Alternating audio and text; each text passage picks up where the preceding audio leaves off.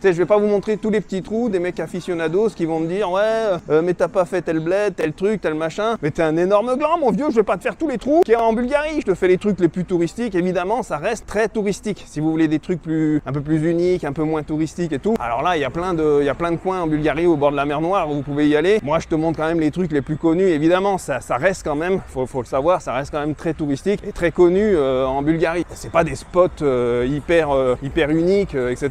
C'est des coins où tous les touristes y vont en général, quoi, mon cochon. Mais tu vois, mon cochon, moi qui aime bien le côté mélange ville, mer et en même temps des villes qui sont pas trop connotées balnéaires, petits trous, etc.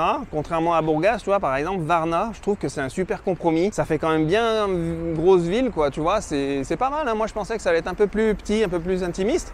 Et ça fait quand même grosse ville, quoi, avec des petits bâtiments comme ça que tu retrouves un petit peu, pour ceux qui connaissent, dans le centre de la Bulgarie, dans des villes comme Plovdiv, tu vois, ça c'est typique des bâtiments que tu peux trouver à Plovdiv, tu vois, qui sont très jolis.